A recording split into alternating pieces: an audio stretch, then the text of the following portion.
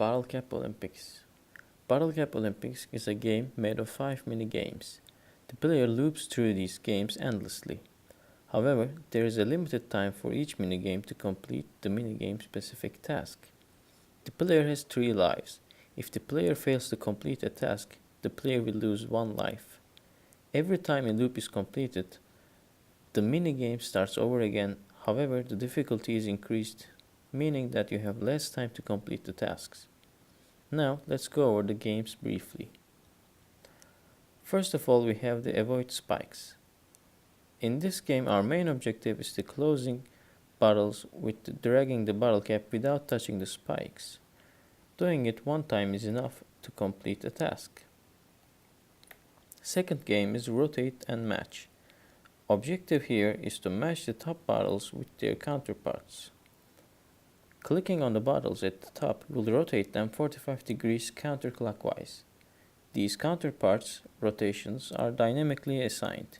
With each playthrough they change. Third game is hit the discs. Objective is to hit at least 1 disc. Shooting our cap has a slingshot like mechanic where you pull it in the opposite direction you wish to throw. Next game is close bottle caps. Objective is to close all the bottles. This can be achieved by swiping any of the 4 directions: left, right, up and down. In order to break monotony, the required swipes of each bottle is dynamically assigned. With each playthrough, they change. Final game is basketball.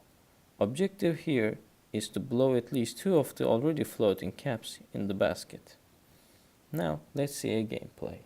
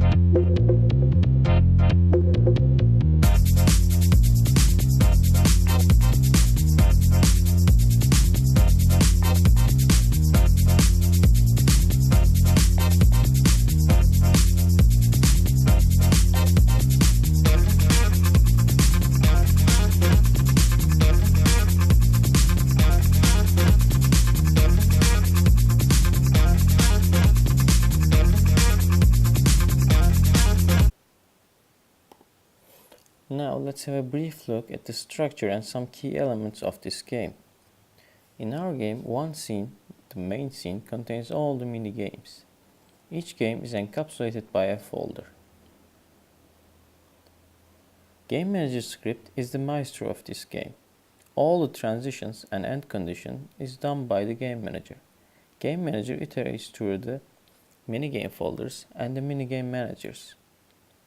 Game Manager has also 2 important public integers: difficulty and load screen wait time. Difficulty represents the game length of each minigame and it decreases a certain amount with each loop. Load screen wait time represents the load screen waiting time.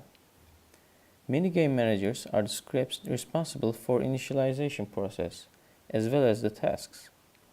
Since this game loops through the same set of minigames every time, the minigame must be reset, and thus minigame managers. Now let's look at a little bit specific example. Here in our, for example, game 4, we have swipe bottle cap script. What this script does is, in runtime, it calculates the step vector so that it creates a more dynamic feel. So in every loop, this required steps is given by a random number, and then step vector is calculated so that with each swipe, that step vector has been moved by the player. These little things makes our game less monotonous and more engaging. And this concludes the introduction of our dynamically changing, challenging game. Thank you.